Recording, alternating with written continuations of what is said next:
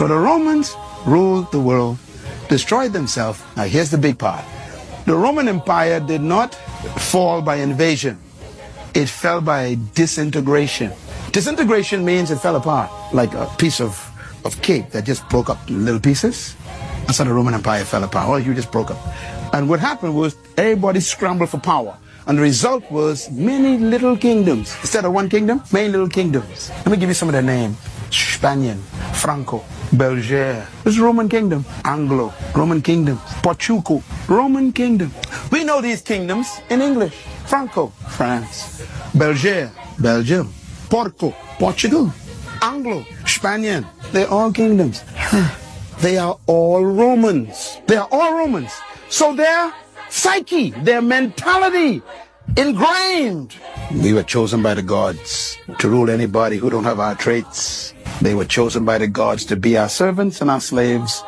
They are not complete divine beings like us. We are superior. So the French and the Spanish, the Portuguese and the British, Anglo, call them Anglo, they decided to expand their kingdoms.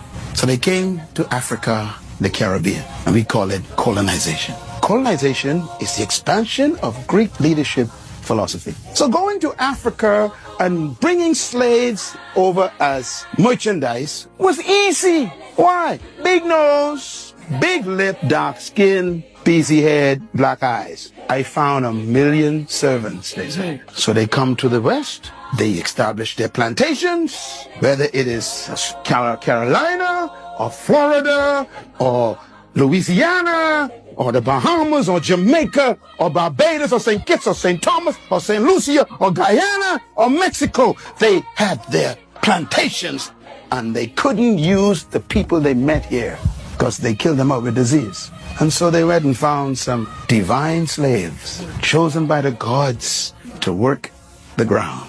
And they brought them over on ships. And the first ones to bring them was the Portuguese. The Portuguese told the British, we found some people to work the farms. And the British said, where you got them from? They follow us. And they went to the west coast of Africa. And then the French found out. The French says, oh, let's go get some too. And then the Spanish says, oh, let's get some too. And everybody started dashing for divine slaves. Remember, divine means you were chosen by the gods. It's not racism, it's leadership philosophy. That is in the psyche of the system. Oh, I am here, you are here, some of you of my pigmentation, and millions of us here in the region because of a leadership philosophy. That's how important leadership is. If the blind lead the blind. We were being led and they convinced you. Matter of fact, if you read the writings of the oppressor, they wrote things like this. They read the Bible on you. They said, now you must be good slaves. And they gave us Jesus. You wonder why, the black Muslims and people like that rose up? Because they even used Jesus as part of manipulation. Jesus said you must be nice slaves. Then you'll go to heaven. If you go to heaven, you'll get robe and shoes. You can't get them now because we ain't giving you none. But, you get them and you get heaven. So now so the slave in the farm starts singing, I got a shoe. Massa, you got a shoe. All of God's children got a shoe. But I ain't gonna get mine until I go to heaven. I'll walk all over. See, in other words, you get yours now, Massa. I can get mine when I go to heaven. All of that is brainwashing. Those songs that we used to glory and call Negro spiritual, you need to read the words of those songs. They are strong songs of conversion for your mind to make sure you never rise above. I used to sing them, so don't look at me funny. I was born in a little town called Baintown. That was a village of slaves. I'm trying to show you where leadership problems come from. So for 394 years, they ruled these islands, and they made all of us believe you were born to clean my house. You were created to plant my corn. You were sent by God to wash my clothes and cook for my children. And so there we were stuck in the back room. Oh, by the way, you ain't got no charisma, so you must be seen and not heard. You see, that's part of the system. So you're supposed to work, but no one's supposed to see you. And so the little slave walk around the house cooking, and they ain't supposed to be around when master got friends. See, the whole thing, that's why some of y'all are timid. You're so timid today, and you think you're cool. Timidity was taught. That is why when a man of my pigmentation speaks up, it makes them nervous, because you ain't behaving.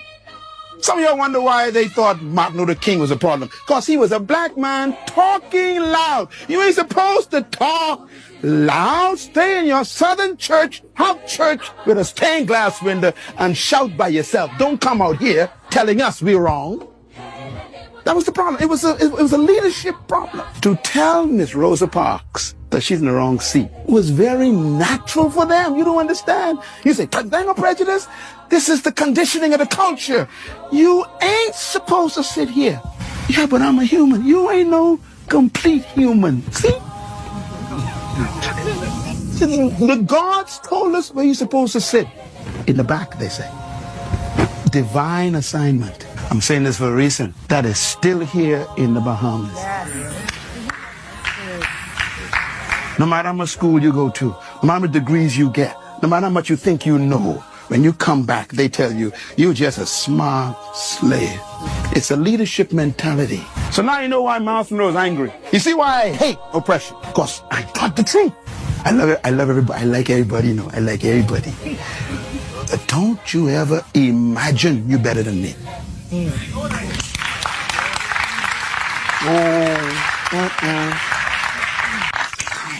You think you're better? I draw a line. Cross that. That's the bend down talk. You don't know about that. And if I draw a line, that means fight start.